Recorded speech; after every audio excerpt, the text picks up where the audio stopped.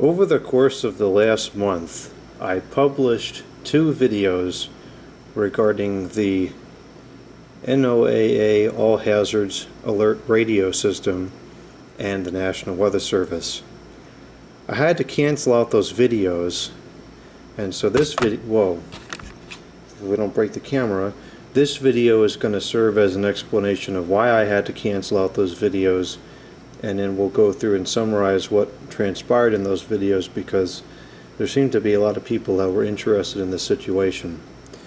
So the reason why I had to cancel out the videos is because it was brought to my attention that it was illegal to record the telephone call in the way that I recorded it.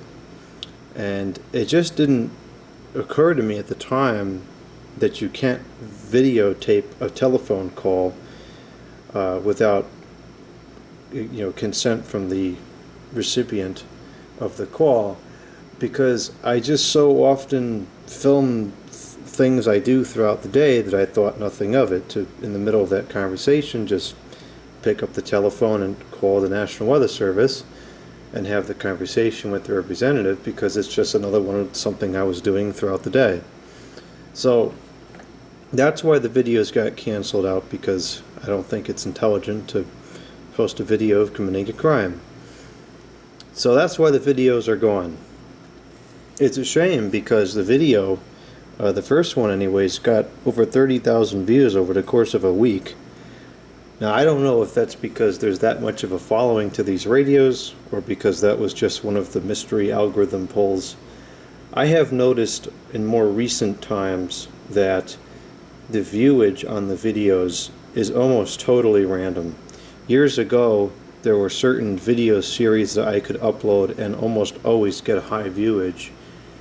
And nowadays, I'll upload a video of a certain topic, and it might be a 1 out of 10, and the next week I'll upload a very similar video and nobody watches it. And it's just like, it seems totally randomized to me.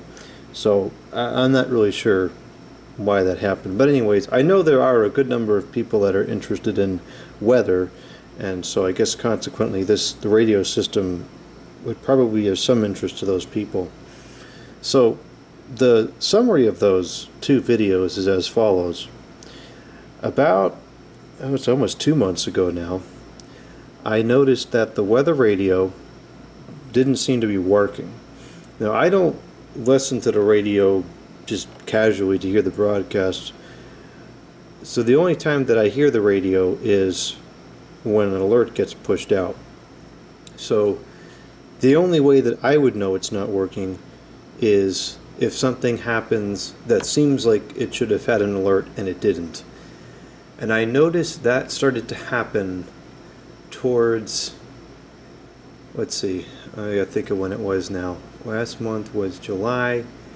I noticed that towards the beginning of July. We had a couple of thunderstorms pass through, and I felt like they were strong enough that there should have been an alert issued, and I didn't receive it. So I went to check the radio to make sure it was still getting a good reception, and I found out that it was just complete static. That was frequency 162.475 MHz, and in this area, that station WXM80, which transmits out of Long Island, and that seems to cover the majority of Long Island, and then like the bottom half of Connecticut, and I think parts of New York as well, maybe. There's a coverage map you can look up and see what it covers if you're curious. There's also well anyway, so that's the channel I listen to. It seems to get the best signal out of all the channels here. So I had called the National Weather Service in around the middle of June, mid to late June, and I called up and I spoke with an information technology officer, and I asked about the radio, and the call was very good. The representative was paying attention. She knew what she was talking about. I waited just a couple of minutes for her to collect some information, and she came back and she said that it's a known issue and that it's pending repair from Verizon. So a couple weeks go by, the radio continues to not work, and I really do rely on this radio because we have flooding issues in the area, and so when we're going to get a bad storm, it's nice to know when it's coming. So it was bothering me that it wasn't working. So after about 2 weeks, I called again. This time I called on, it was August 2, I called. So this time I tried speaking with the administrative assistant, because at this point I knew what the problem was. I was more looking to find somebody who I could potentially get to nudge the problem along a little faster. And this call did not go quite as well. The administrative assistant and the following several people did not know how to talk into the telephone, didn't speak into the microphone clearly, and I could hardly understand what any of them were saying. And I kept getting transferred to 2 or 3 different people, and then I would imagine I ended up perhaps back into the information technology area where a different representative answered as opposed to the one I talked to on the first call. And this guy actually spoke into the phone properly. I could understand what he was saying. He knew what I was talking about, and he checked on the situation, and he said that said the same thing the first person did. He said that it is an issue that Verizon needs to repair in regards to the transmitter. So I kind of asked him why it's taken so long, and he said, well, it's only been out a couple of days. I says, no, I don't think so.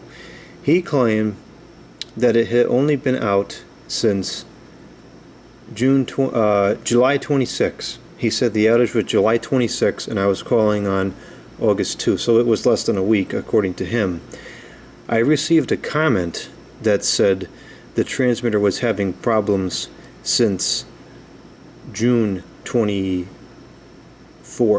I think, is what the comment said. It was late June, and that to me seems about right, because I remember that the radio, it was coming and going. It was for a while the voice was all distorted. I think I have some video that I posted of when the voice was all distorted, and so I think that maybe the official outage, according to the National Weather Service, might have been when it just went to absolute zero performance. But in my mind, the outage should have been counted when the radio stopped working properly with degraded performance, because it's not working. So there was an inconsistency there, but what that guy did offer was the information of an alternative transmitter that I could tune to, which is transmitter 162.4 out of Meriden, Connecticut. I don't recall what the call sign of that station was. I can pick up that station here. I've picked it up in the past, but I didn't feel like it had the right alerts on it, and that's why I listened to 475 instead. And it does have the correct alerts on it, but the reasoning why I wasn't getting them, I think, is because the reception is too weak. There's one particular spot in the bedroom, and I have the radio ghetto tacked onto the wall to get a signal. If you hold it at just the right angle, it gets a good reception. And that radio always goes off and gets the warning. This one in here gets a weaker signal. It's a hit or miss if it actually goes off. The one in the garage hardly ever goes off. So that's why I was tuning to 475. I guess there's some area of overlap where the other transmitter from Long Island, I guess, gets a stronger signal because most of the area that it's passing through is water, as opposed to hills and valleys and land. So anyways, I've been tuned to 162.4 from the advice of the second representative I spoke with, and that transmitter is currently working, but it's now been almost 2 months now since the preferred transmitter I like that gets a better signal has been down. So this is 162.4. With a temperature of 68. It was cloudy. It's getting a good signal right now. but it does vary depending on the atmospheric conditions. I haven't checked in a couple days the other channel. Let's go down here and take a look. Wind in New York City.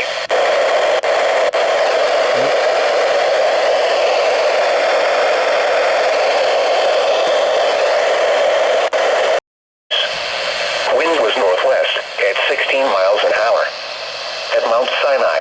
That's cool. So the camera just toppled over. Now I have to edit the video. I really didn't want to. So that's that. You can see the reception is extremely temperamental. Even just turning the lamp on and off will make a difference in the reception. So that's what I'm doing for now. I'm using 162.4.